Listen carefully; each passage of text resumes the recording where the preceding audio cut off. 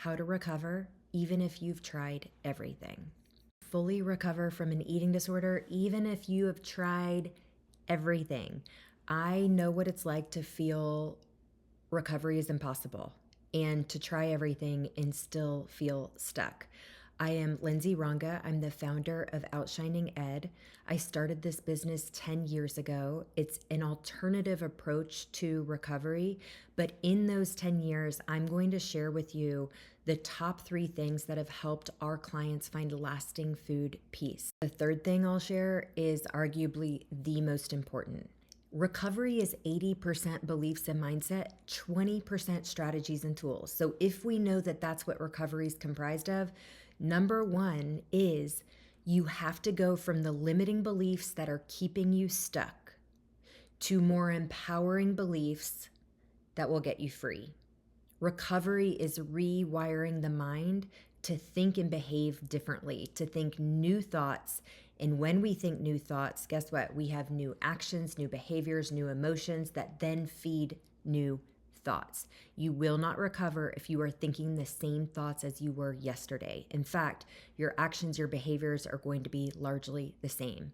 So again, number 1, you have to go from limiting beliefs or fear to more empowering beliefs. The second major pillar, if you want to recover, and so many people miss this in their recovery, is create an action plan, a recovery action plan. You are here at A and you want to go to Z. Define what Z is. Define food freedom for you. Define food peace, because your definition is going to be different than somebody else's. Once you know where you're going, then you can reverse engineer a solution and write out step by step what it looks like to get there. And that's going from A to B, getting really good at B, and then moving on to C. We are not trying to go from A to Z in a day. An action plan has to be rooted in reality. Again, we're not trying to go all or nothing in a day. The third and most important part that's going to allow you to tackle number 1 and number 2 is hiring help. Now, I don't believe in the traditional model of treatment. I think it's broken. I think it keeps people in the system a lot longer than they need to be. And I think it's too focused on the past and why we have the eating disorder versus where we are now, where we want to go, and bridging the gap between the two. I strongly recommend hiring somebody based on 2 things. One is, do they have a personal experience with an eating disorder? This is so underrated, in my opinion. Somebody who has lived through an eating disorder and recovered is going to be able to talk the talk, but they're going to be able to understand you on a level that nobody else can. Certainly not somebody who only has clinical training. Tony Robbins has always said, success leaves clues.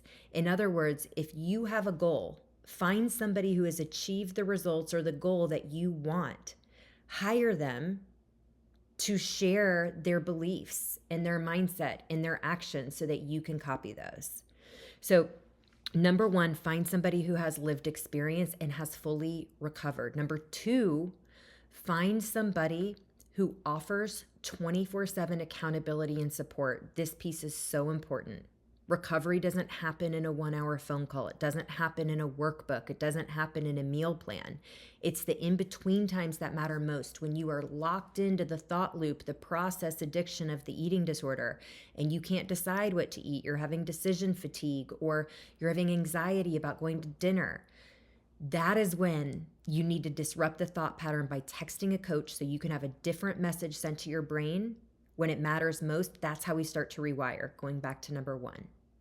Obviously, you want to work with a coach who has extensive training and experience working with clients. Ask for client testimonials, ask to talk to a former client. Whatever you have to do your diligence on that eating disorder coach, do it. You don't want to hire the wrong person. This is a big investment, not just of your money, but of your time. So make it worth it.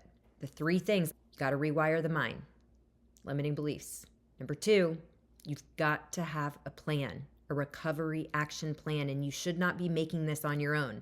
Co-create this plan with somebody who really gets it. Number 3, hire an eating disorder coach who offers 24/7 accountability and who has lived experience with an eating disorder.